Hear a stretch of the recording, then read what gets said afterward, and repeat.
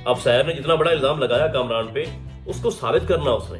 और साबित कैसे होगा? जब अस्सलाम वालेकुम, मैं हूं सईद अब्बास और आज हम बात करेंगे ड्रामा केस नंबर 9 पे। इसकी नेक्स्ट स्टोरी अब क्या होने वाली है और हमारा जो कामरान है वो क्या कुछ करेगा शहर को हराने के लिए, कौन से और घटिया तरीन वो हथकंडे इस्तेमाल करने वाला है, और जो बेचारी शहर है वो खुद को बेगुनाह या खुद को सच्चा साबित करने के लिए मजीद वो क्या कर सकती है, और कौन कौन लोग उसकी हेल्प करेंगे। ये सबसे इंपॉर्टेंट एक पॉइंट है जो कि मैटर करता है कि शहर का साथ कौन कौन देगा। अगर आपको लगता है कि शहर के साथ इस वक्त उसका एक्स हस्बैंड मौजूद है, मनीषा उसका साथ दे रही है, उसके पेरेंट्स, उसका भाई उसके साथ खड़ा है, तो ये उसके लिए काफी है, ऐसा बिल्कुल भी नहीं है। कामरान जितनी उसकी पावर है, जितना उसके पास पैसा है, जितनी उसके पास लिंक है, उसके सामने शहर कुछ भी नहीं है। यानी आप खुद इमेजिन करो, 50 लाख रुपया उसने निकलवाया, दिलावर को भेजा और उसने किस तरह से इंस्पेक्टर को खरीदा, फिर उसने लड़की प्लांट की। और मैंने पिछले रिव्यू के अंदर आपको ये बारहा बताया था कि इंस्पेक्टर शफीक और वो शादिया जो औरत आई है, उसको मैं लड़की है बोल रहा हूँ, उन्होंने ये 50-50 करने हैं, 25-25।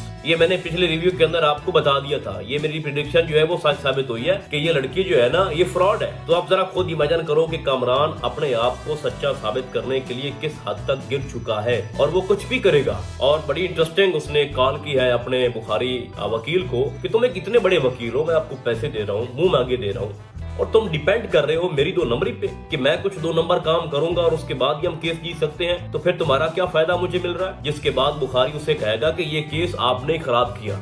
मैं आपको कहता रहा हूं कि आप उसके ऊपर आकर बयान ना दें, आप फंस जाओगे, लेकिन आपने कहा कि नहीं भाई, मैं तो कोई बहुत बड़ा 30 मार खान हूं और मैं इसको ऐसे लाजवाब कर दूंगा। अब चूंकि तुमने अपना केस खुद खराब किया है तो इसको ठीक ही तुमने ही करना है। फिर एक और इंटरेस्टिंग बात उसने की है कि आप आम खाओ, उसकी गुठलियां या उसके पेड़ मत गिनो। तो बात यह है कि वो गिव अप नहीं करेंगे। अगर आपको फिलहाल लग रहा है कि उसका जो अली एक्स हस्बैंड है वो उसका साथ दे रहा है और सारी जो फेवर है वो जा रही है शहर के पास, और वो जो वीडियो अपलोड नहीं हो सकी, यानी आपको दिखाया जाता है कि उधर से उसने वीडियो अपलोडिंग पे लगा दी थी, इधर से अली भाग रहा था, इधर से जनाब वो शहर भाग रही थी, रास्ते में कॉल भी होती है, इंस्पेक्टर पैसे भी ले लेता है, इंस्पेक्टर फिर आगे अगले घर भी चला जाता है, ठीक है, शादिया के पास। वहां पर शादिया की एक और वीडियो भी बन जाती है। यानी इतना कुछ हो गया, लेकिन वो वीडियो जो है वो अपलोड नहीं हो सकी। और बहाना भी क्या बहाना भाई कि नेट स्लो था। हाँ, स्लो तो है, इसमें कोई शक नहीं है, लेकिन वो हैरत ज़्यादा एक बात हो जाती है कि लोग इधर से उधर हो गए लेकिन वीडियो जो है वो फिर भी अपलोड ना हो सकी, जो कि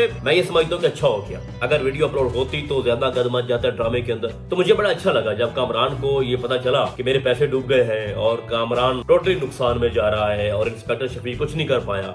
फिर उसका कॉल कर रहा है इंस्पेक्टर को कि हाँ भाई क्या हुआ, तुम्हें मैंने पैसे दिए थे और तुमसे कुछ हुआ नहीं है। और मेरे लिए बड़ी एक सोचने वाली बात है कि क्या ये पहले से तयशुदा बात थी कि शादिया वहां पर वीडियो रिकॉर्ड करवाएगी और उसके बाद वो उसको अपलोड लाजमी करेंगे। यानी शफीक को उसने बताया शादिया ने कि जो काम आप लोगों ने मेरे जिम्मे लगाया था वो मैंने कर दिया है। आपने कहा कि आपने इनके हक में बयान देना है, फिर मुकर जाना है, वो मैंने कर दिया। मैंने वीडियो रिकॉर्ड उधर भी करवा दी, आपके पास भी करवा दी। अब ये मेरी जिम्मेदारी नहीं है कि वो उसको अपलोड भी करे। तो अगरचे वीडियो रुक गई है, लेकिन इसका मतलब ये नहीं है कि शहर जो है वो केस जीतने के बिल्कुल करीब है। अब आगे ये होगा कि जो कामरान है, क्योंकि वो बहुत ही तेज और ज़हीन आदमी है, एवं नहीं वो इतनी बड़ी कंपनी चला रहा, ठीक है, वो अलग बात है कि अपनी बीवी को एतमाद में नहीं ले सका और उसकी जो वाइफ है उसको छोड़कर चली गई अपनी बेटी समेत, लेकिन वो इतना जल्दी गिव अप नहीं करेगा। उसने अपने ऑफिस के अंदर एक खास आदमी लगाया हुआ है और उसको उसने कुछ अपने राज बताए हैं, लेकिन वो नहीं बताया जो सच है। ये कहा है कि आपने मेरा साथ देना है। उसको उसने अपने ऑफिस में बुलाया है और उससे पूछा है, बल्कि उसके जिम्मे एक टास्क लगाया है कि आपने करना ही है कि शहर जो है वो पहले शादीशुदा थी, उसको फिर डिवोर्स हो गई,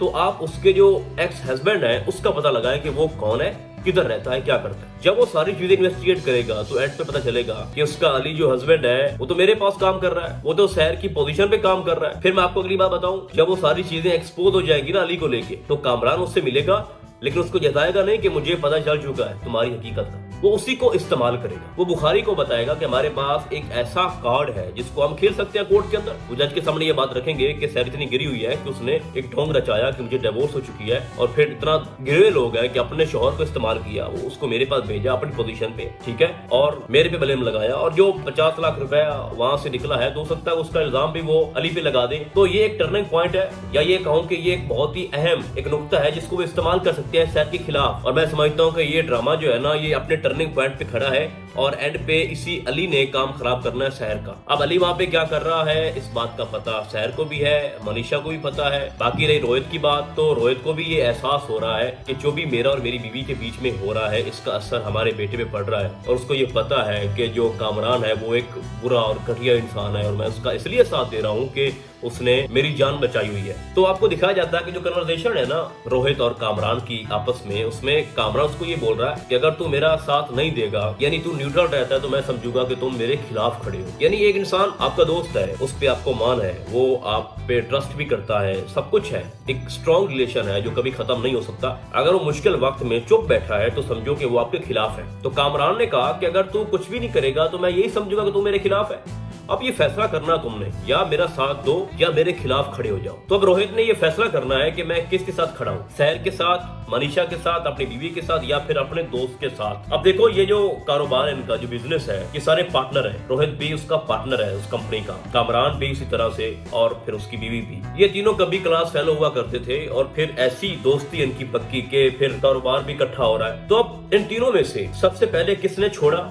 किरण ने, अपने शोहर को। और ये बात जो है मनीषा बार बार जता रही है अपने शोहर को कि जिसको उसकी बीवी छोड़कर चली गई, तुम उस पर यकीन कर रहे हो, तुम उसका साथ दे रहे हो, और आए रोज वो इतने घटिया काम कर रहा है कि कल उसने एक लड़की प्लांट की है, तो तुम्हें जरा सा भी एहसास नहीं आ रहा, और तुम अब भी उसके साथ खड़े हो। तो जाहिर सी बात है रोहित अपने घर को बचाएगा, ठीक है। वो अलग बात है कि कामरान उसको बार बार जताएगा कि मैंने आपकी जान बचाई, मेरा आप पे एहसान है, और तुम मेरा साथ दोगे, फैसला करो। लेकिन एक पॉइंट ऐसा आएगा, एक वक्त ऐसा आएगा जहां पर रोहित जो है वो कामरान के खिलाफ चला जाएगा। अभी नहीं जाएगा, थोड़ा आप 4-5 और इसकी एपिसोड जब आएंगी ना, या 3-4, उसके बाद जो रोहित है वो ये फैसला करेगा कि मैंने अपनी बीवी के साथ खड़े होना है और सहर का साथ देना है। ऐसा क्यों होगा? देखो जो कामरान है ना, वो खुद को बचाने के लिए इंतहाई घटियापन और गिरे हुए तरीके इस्तेमाल करेगा, जिसमें ये भी हो सकता है कि वो किसी को धमकी दे, जान की धमकी, ठीक है। यानी आपको दिखाया गया टीजर के अंदर, और नेक्स्ट एपिसोड के अंदर आपको दिखाया जाएगा कि उसके जो जितने भी मुलाजिम हैं उनकी पेशी है कोर्ट के अंदर। तो क्या लगता है कि इतने डरे हुए उसके जो मुलाजिम हैं वो इतना आसानी से मान गए और बड़े अच्छे से वहां पर वो बयान दे रहे हैं? नहीं, ऐसी बात नहीं है। पैसा दिया वो भी नहीं है, हर किसी को अपनी जान बड़ी प्यारी होती है,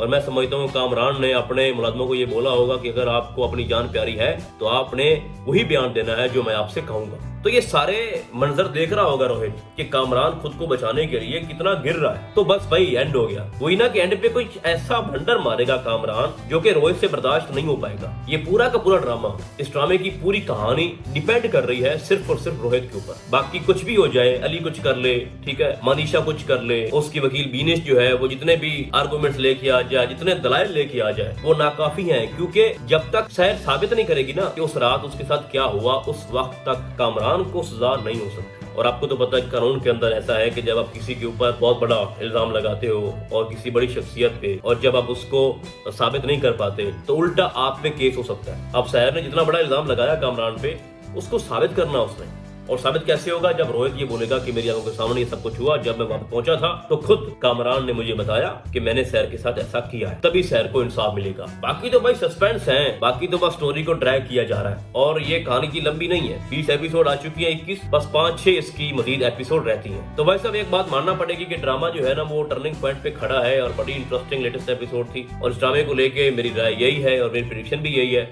जो मैंने आपको बता दी है। बाकी आपको क्या लगता है आपने मुझे कॉमेंट्स के अंदर लाजमी बताना है। तो फिलहाल आज के लिए बस इतना ही, हम आपको बहुत जल्द मिलेंगे किसी और ड्रामे के नए वीडियो में, तब तक के लिए अल्लाह हाफिज।